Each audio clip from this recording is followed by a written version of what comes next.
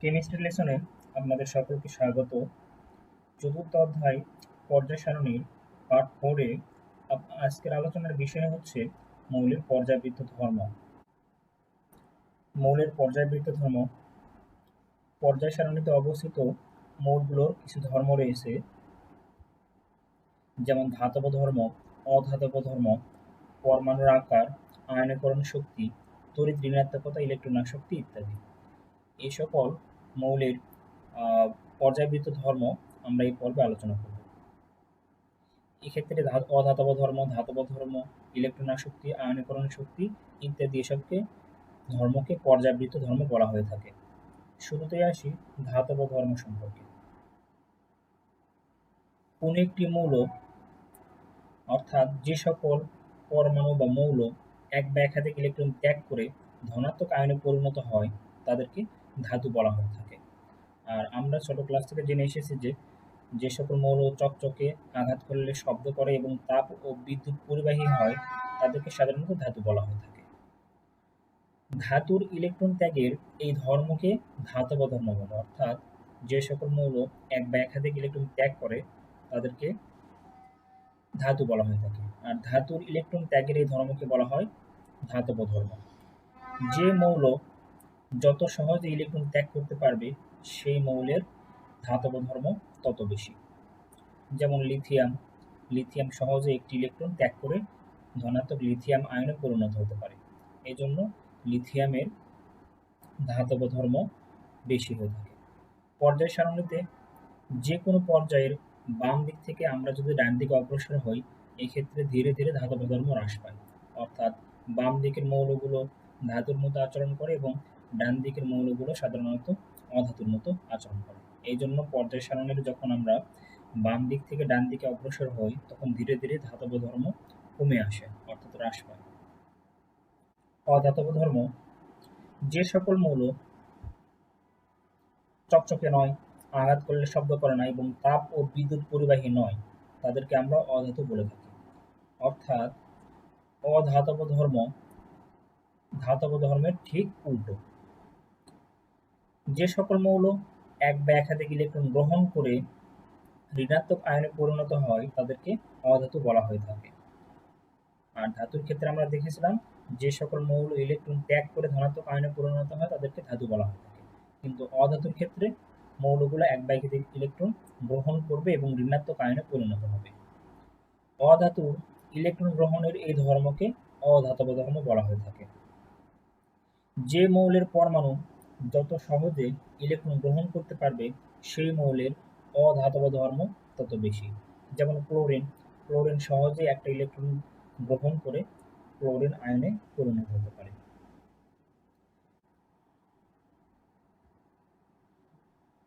পর্যায় সারণীতে যে কোনো পর্যায়ের আমরা যদি বাম দিক থেকে ডান দিকে অগ্রসর হই তাহলে দেখা যাবে যে মৌলের অধাতব ধর্ম বৃদ্ধি পায়। অর্থাৎ ডান দিকের মৌলগুলো সাধারণত ধাতু হিসাবে কাজ করে এবং বাম দিকের মৌলগুলো সাধারণত অধাতব মৌল হিসাবে কাজ করে। এবং মাঝামাঝি পর্যায়ে, অর্থাৎ বাম এবং ডানের মাঝামাঝি পর্যায়ে যে ধাতুগুলোর যেই মৌলগুলো রয়েছে সেগুলো সাধারণত অর্ধাতব ধাতু অথবা অপধাতু হিসাবে কাজ করে।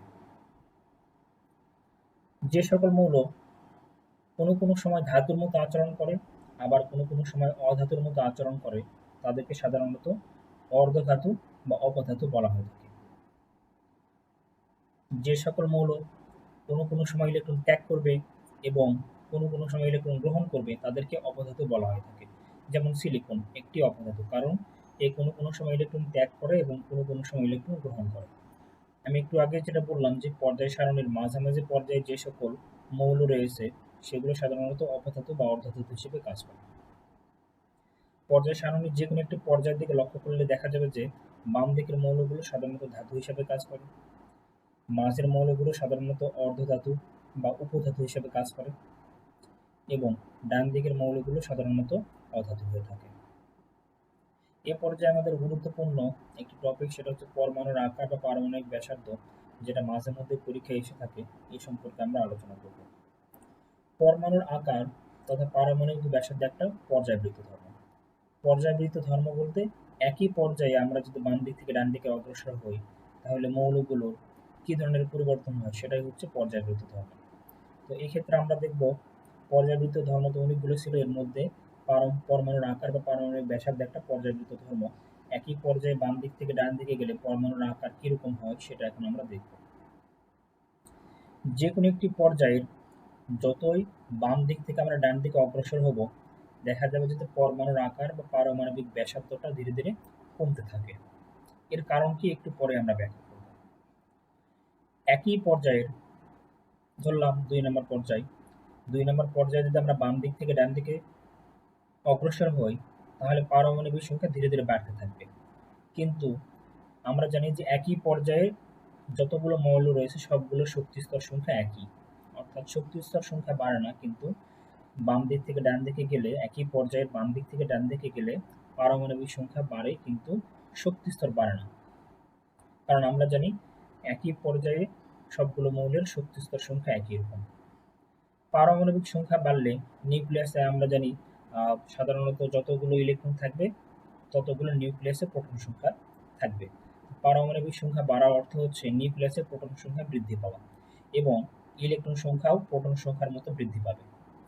নিউক্লিয়াসের অধিক প্রোটন সংখ্যা এবং নিউক্লিয়াসের বাইরের অধিক ইলেকট্রন সংখ্যার মধ্যে আকর্ষণ বেশি হয়, ফলে ইলেকট্রনগুলোর শক্তিস্তর নিউক্লিয়াসের কাছে চলে আসে। অর্থাৎ যখন আমরা যদি লিথিয়াম এবং বেরিলিয়ামের কথা চিন্তা করি, এক্ষেত্রে আমরা দেখি লিথিয়ামের পারমাণবিক সংখ্যা 3, অর্থাৎ লিথিয়ামের নিউক্লিয়াসে 3টি প্রোটন রয়েছে। এবং আমরা যদি বেরিলিয়ামের ক্ষেত্রে চিন্তা করি, এক্ষেত্রে বেরিলিয়ামের নিউক্লিয়াসে প্রোটন সংখ্যা রয়েছে 4, এবং একইভাবে নিউক্লিয়াসের বাইরে লিথিয়ামের ইলেকট্রন সংখ্যা হচ্ছে 3 এবং বেরিলিয়ামের ইলেকট্রন সংখ্যা হচ্ছে 4। এক্ষেত্রে 3টা প্রোটন এবং 3টা ইলেকট্রনের মধ্যে যে আকর্ষণ হবে তার চাইতে 4টা নিউট্রন এবং 4টা ইলেকট্রনের মধ্যে আকর্ষণ বেশি হবে, এবং সেই আকর্ষণের কারণে দেখা যাবে যে বেরিলিয়ামের যে শক্তি স্তর সেটা নিউক্লিয়াসের কাছাকাছি চলে আসবে। এবং লিথিয়ামের ক্ষেত্রে একই ঘটনা ঘটবে, কিন্তু এদের মধ্যে আকর্ষণ কিছুটা কম হওয়ায়, বেরিলিয়ামের চাইতে কিছুটা কম হওয়ায় দেখা যাবে এদের আকারটা কিছুটা বড়, এবং বেরিলিয়ামের আকার লিথিয়ামের চাইতে কিছুটা ছোট হবে।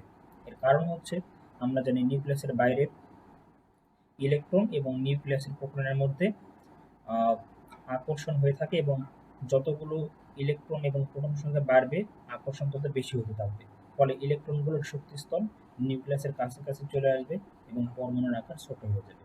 আমরা যদি এখানে খেয়াল করে দেখি, তাহলে এখানে দেখতে পাচ্ছি লিথিয়াম একই পর্যায়ে, আমরা যদি 2 নম্বর পর্যায়ে বিবেচনা করি তাহলে আমরা দেখতে পাচ্ছি লিথিয়াম, তারপরে বেরিলিয়াম, এরপরে বোরন, কার্বন, এরপর আমাদের নাইট্রোজেন, অক্সিজেন, ফ্লোরিন এবং নিয়ন। দেখা যাচ্ছে যে মৌলের আকার ধীরে ধীরে ছোট থাকতেছে। এর কারণ হচ্ছে লিথিয়ামের পারমাণবিক সংখ্যা 3, বেরিলিয়ামের 4, বোরনের 5, কার্বনের 6, অর্থাৎ ধীরে ধীরে পারমাণবিক সংখ্যা বাড়তেছে। কিন্তু আমরা জানি একই পর্যায়ে আমরা যখন বাম দিক থেকে ডান দিকে যাব তখন মৌলের প্রোটন সংখ্যা বাড়বে, কিন্তু শক্তি স্তর যা ছিল তাই থাকবে, অর্থাৎ এদের শক্তি স্তর 2টা করে। ফলে নিউক্লিয়াসে যতগুলো প্রোটন রয়েছে এবং নিউক্লিয়াসের বাইরে যতগুলো ইলেকট্রন রয়েছে এদের সংখ্যা যত বেশি বাড়বে এদের মধ্যে আকর্ষণ বল তত বেশি হবে, ফলে আকর্ষণ বেশি হওয়ার কারণে ধীরে ধীরে এদের আকার কমতে থাকে। আমরা যদি এটা গ্রাফিক্যালি দেখি তাহলে বুঝতে আরো সুবিধা হবে। আমরা যদি লিথিয়ামের ক্ষেত্রে চিন্তা করি, এটা ধরলাম লিথিয়ামের নিউক্লিয়াস, এবং যেহেতু এটা 2 নম্বর পর্যায়ের মৌল সুতরাং শক্তিস্তর 2টি হবে, এটা আমরা শিওর। তাহলে প্রথম শক্তিস্তরে ইলেকট্রন রয়েছে 2টি, এবং আমরা জানি লিথিয়ামের পারমাণবিক সংখ্যা 3, তাহলে 2 নম্বর শক্তিস্তরে ইলেকট্রন থাকবে 1টি। এরপর আমরা যদি দেখি বেরিলিয়ামের ক্ষেত্রে, এক্ষেত্রে ধরলাম এটা বেরিলিয়ামের নিউক্লিয়াস, এবং এটা ধরলাম বেরিলিয়ামের প্রথম শক্তিস্তর, এবং এটি ধরলাম আমরা বেরিলিয়ামের দ্বিতীয় শক্তিস্তর। তো বেরিলিয়ামের ইলেকট্রন সংখ্যা কয়টা হবে? প্রোটন সংখ্যার সমান, অর্থাৎ 4টি হবে। প্রথম শক্তিস্তরে 2টি ইলেকট্রন এবং দ্বিতীয় শক্তিস্তরে থাকবে 2টি ইলেকট্রন। এক্ষেত্রে দেখা যাচ্ছে যে নিউক্লিয়াসের বাইরে ইলেকট্রন রয়েছে 4টি এবং নিউক্লিয়াসের ভিতরে প্রোটন রয়েছে 4টি, ফলে 4টি প্রোটন এবং 4টি ইলেকট্রনের মধ্যে আকর্ষণ হবে বেশি। এবং আমরা যদি লিথিয়ামের ক্ষেত্রে দেখি, এই ক্ষেত্রে দেখা যাচ্ছে আমাদের নিউক্লিয়াসে রয়েছে 3টি প্রোটন এবং নিউক্লিয়াসের বাইরে রয়েছে 4টি ইলেকট্রন, তাহলে 3টি ইলেকট্রন এবং 3টি নিউট্রনের মধ্যে আকর্ষণ বেরিলিয়ামের চাইতে কিছুটা কম হবে। তো একই ঘটনা ঘটে পরবর্তী মৌলগুলোর ক্ষেত্রে, অর্থাৎ ধীরে ধীরে বাম দিক থেকে ডান দিকে গেলে আমাদের পারমাণবিক সংখ্যা বাড়ে। যেমন লিথিয়ামের পারমাণবিক সংখ্যা আমাদের ৩, বেরিলিয়ামের ৪, বোরনের ৫, কার্বনের ৬। অর্থাৎ ধীরে ধীরে পারমাণবিক সংখ্যা বাড়তেছে, কিন্তু শক্তি স্তর ২ ছিল, সবগুলো মৌলেরই শক্তি স্তর ২ থাকবে। কিন্তু বাহিরের শক্তি স্তরে ইলেকট্রন সংখ্যা বাড়তেছে এবং নিউক্লিয়াসে প্রোটন সংখ্যা বাড়তেছে, এবং যত আমাদের প্রোটন সংখ্যা বাড়বে আকর্ষণ তত বেশি হবে, এবং আকর্ষণ এদের মধ্যে বেশি হওয়ার কারণে শক্তি স্তরগুলো নিউক্লিয়াসের কাছাকাছি চলে আসার চেষ্টা করবে। এর জন্য একই পর্যায়ে বাম দিক থেকে ডান দিকে অগ্রসর হলে মৌলের পারমাণবিক ব্যাসার্ধ হ্রাস পায় বা কমে যায়। এখন আমরা দেখব একই গ্রুপের ওপর থেকে নিচে পারমাণবিক ব্যাসার্ধের ক্ষেত্রে কি ঘটে। যে কোনো একটি গ্রুপের যতই ওপর থেকে নিচের দিকে যাওয়া যায়, পরমাণুর আকার বা পারমাণবিক ব্যাসার্ধ তত বাড়তে থাকে। অর্থাৎ আমরা যদি ১ নম্বর গ্রুপের কথা চিন্তা করি, ১ নম্বর গ্রুপে রয়েছে lithium, sodium, potassium, rubidium, caesium এবং উপরে রয়েছে হাইড্রোজেন। তো আমরা দেখতে পাচ্ছি চিত্র অনুসারে যে আমাদের একই গ্রুপের ওপর থেকে নিচের দিকে পারমাণবিক আকার ধীরে ধীরে বৃদ্ধি পাচ্ছে। এর কারণ কি? একই গ্রুপে যতই ওপর থেকে আমরা নিচের দিকে যাব, ততই বাইরের দিকে একটি করে নতুন শক্তি স্তর যুক্ত হবে। একটি করে নতুন শক্তি স্তর যুক্ত হলে পরমাণুর আকার বৃদ্ধি পাবে। একই গ্রুপের ওপর থেকে নিচের দিকে গেলে নিউক্লিয়াসের প্রোটন সংখ্যা এবং বাইরের কক্ষপথে ইলেকট্রন সংখ্যা বৃদ্ধির জন্য আকর্ষণ বৃদ্ধি হয়ে পরমাণুর আকার যত হ্রাস পাবে, নতুন একটি শক্তি স্তর যুক্ত হওয়ার কারণে পরমাণুর আকার তার চাইতে বেশি বৃদ্ধি পাবে। অর্থাৎ আমরা যদি এখানে খেয়াল করি, একই গ্রুপের ওপর থেকে যখন আমরা নিচের দিকে যাব, তখন আমরা দেখতে পাচ্ছি এটি রয়েছে ১ নম্বর পর্যায়ে, অর্থাৎ এর শক্তি স্তর ১টি, এবং লিথিয়াম রয়েছে ২ নম্বর পর্যায়ে, অর্থাৎ এর শক্তি স্তর ২টি, এবং সোডিয়াম রয়েছে ৩ নম্বর পর্যায়ে, অর্থাৎ এর শক্তি স্তর ৩টা। অর্থাৎ আমরা যতই উপর থেকে নিচের দিকে আসতেছি, দেখা যাচ্ছে প্রত্যেকটা মৌলের ক্ষেত্রে একটি করে শক্তি স্তর বাড়তেছে, এবং এই শক্তি স্তর বাড়ার কারণে নিউক্লিয়াস থেকে ইলেকট্রনগুলোর দূরত্ব বৃদ্ধি পাচ্ছে, এবং দূরত্ব বৃদ্ধি পাওয়ার কারণে এদের মধ্যে আকর্ষণ শক্তি কমে যাচ্ছে, এবং একটা করে নতুন শক্তি স্তর যুক্ত হওয়ায় এদের পারমাণবিক ব্যাসার্ধ ধীরে ধীরে বাড়তে থাকে। আমি যদি এটা চিত্র বা গ্রাফিক্যালি বুঝাই তাহলে বুঝতে আরো সুবিধা হবে। আমরা যদি লিথিয়ামের কথা বিবেচনা করি, তাহলে দেখতে পাচ্ছি লিথিয়ামের এখানে আমাদের প্রধান শক্তি স্তর ২টি। তাহলে আমরা লিথিয়ামের আমাদের নিউক্লিয়াস এবং এর শক্তি স্তর হবে ২টি। এবং আমরা যদি ওই গ্রুপের নিচের মৌল সোডিয়ামের কথা চিন্তা করি, এখানে আমাদের সোডিয়াম রয়েছে ৩ নম্বর পর্যায়ে, তাহলে এর শক্তি স্তর হবে অবশ্যই ৩টি। এটা ধরলাম আমরা সোডিয়ামের নিউক্লিয়াস, তাহলে এর শক্তি স্তর হবে ৩টি, ১, ২, ৩। অর্থাৎ আমরা যখন ওপর থেকে নিচের দিকে আসবো, একই গ্রুপের ওপর থেকে নিচের দিকে আসবো, তখন একটা করে শক্তি স্তর বাড়তে থাকবে। এরপরে যে আমাদের পটাশিয়াম রয়েছে, এখানে পটাশিয়ামের শক্তি স্তর হবে ৪টি। এটা যদি প্রথম শক্তি স্তর হয়, এটা যদি দ্বিতীয় শক্তি স্তর হয়, এরপরে তৃতীয় শক্তি স্তর, এরপরে চতুর্থ শক্তি স্তর।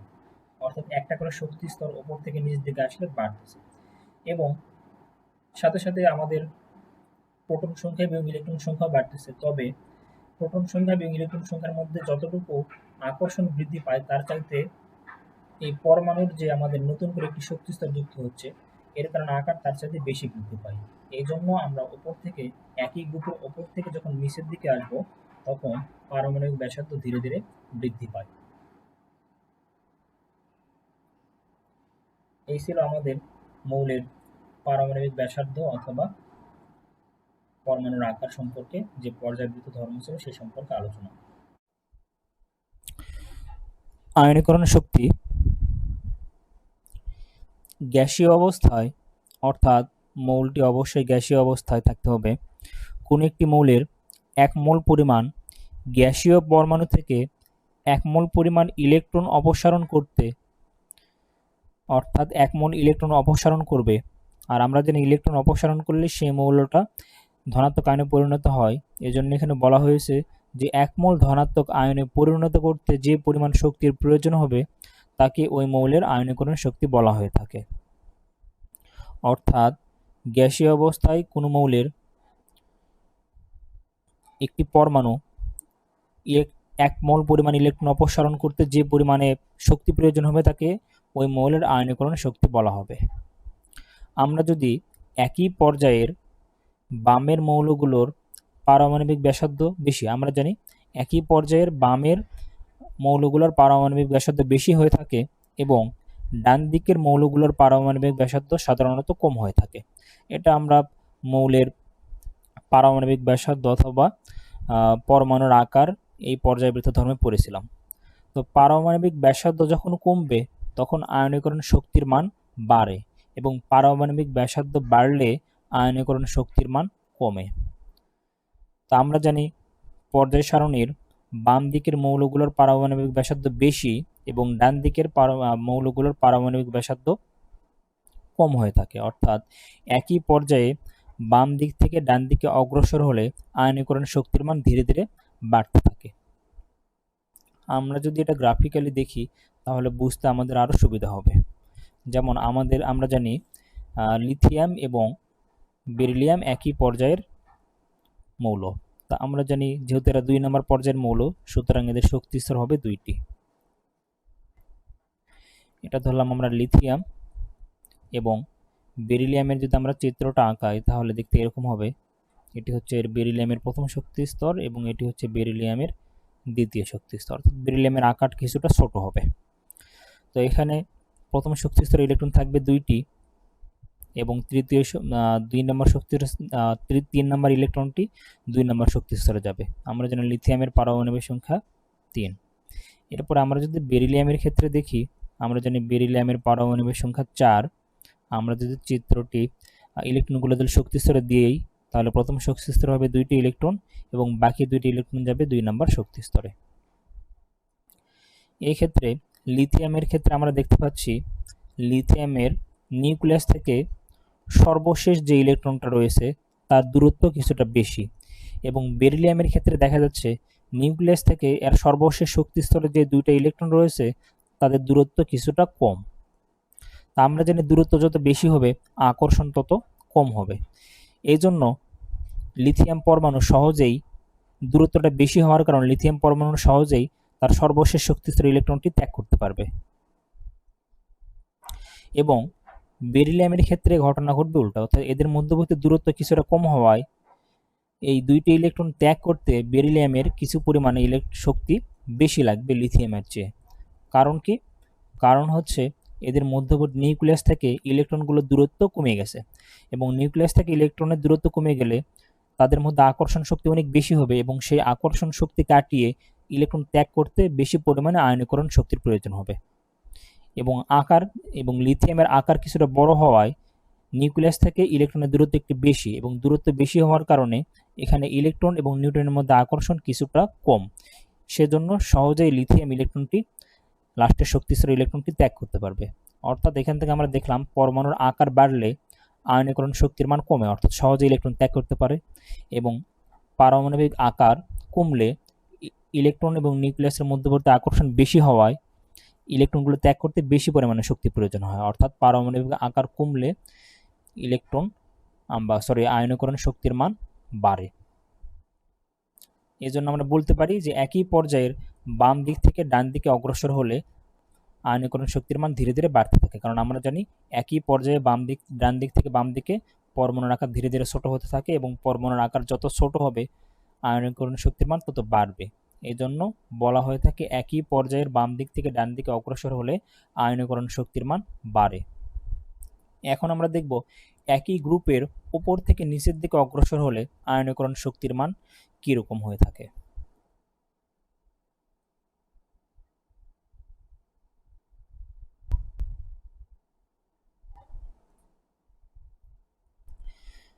গ্রুপ 1-এর মৌলগুলোর ক্ষেত্রে আমরা যদি খেয়াল করি, গ্রুপ 1-এর মৌলগুলো হচ্ছে lithium, sodium, potassium, rubidium, caesium, francium ইত্যাদি। এই ক্ষার ধাতুগুলোর মধ্যে লিথিয়ামের পারমাণবিক ব্যাসার্ধের মান সবচেয়ে কম। আমরা জানি একই গ্রুপের ওপর থেকে নিচের দিকে গেলে পারমাণবিক আকার ধীরে ধীরে বাড়তে থাকে।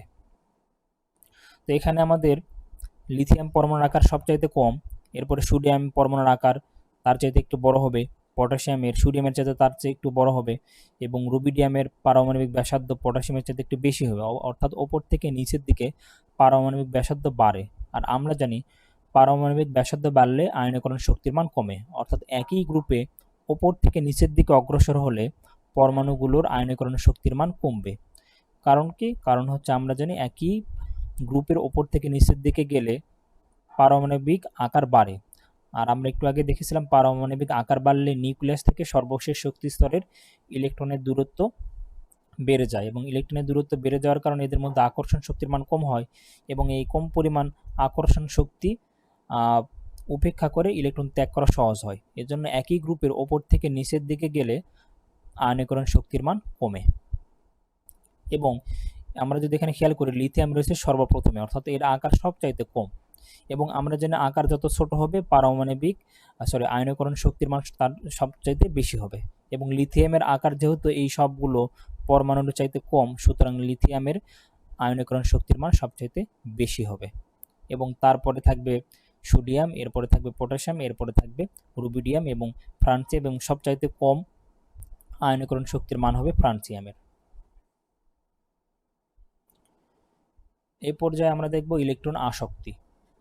গ্যাসীয় অবস্থায় আগের মতোই সংজ্ঞাটা, গ্যাসীয় অবস্থায় কোনো মৌলের এক মোল গ্যাসীয় পরমাণুতে এক মোল ইলেকট্রন প্রবেশ করিয়ে অর্থাৎ গ্রহণ করে এক মোল ঋণাত্মক আয়নে পরিণত করতে যে শক্তি নির্গত হয় তাকে ওই মৌলের ইলেকট্রন আসক্তি বলে।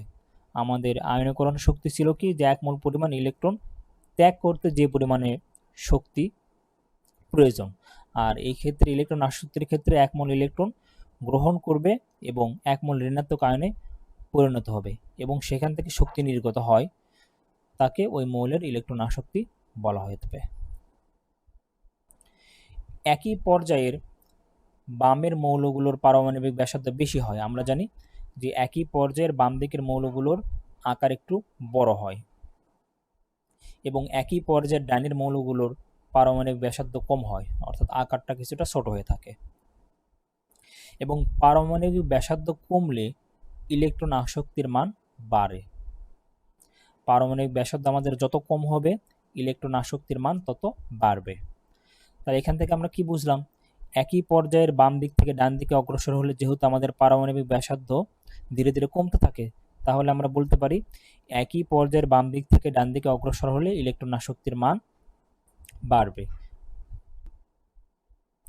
এবং পারমাণবিক ব্যাসার্ধ যত বড় হবে ইলেকট্রন আসক্তির মান তত কম হবে। তাহলে আমরা জানি একই গ্রুপের ওপর থেকে নিচের দিকে যখন আমরা যাব তখন পারমাণবিক ব্যাসার্ধ ধীরে ধীরে বাড়তে থাকে। তাহলে আমরা বলতে পারি একই গ্রুপের ওপর থেকে নিচের দিকের মৌলগুলোর ইলেকট্রন আসক্তির মান ধীরে ধীরে কমতে থাকবে, এবং একই পর্যায়ের বাম দিক থেকে ডান দিকে অগ্রসর হলে ইলেকট্রন আসক্তির মান ধীরে ধীরে বাড়তে থাকবে।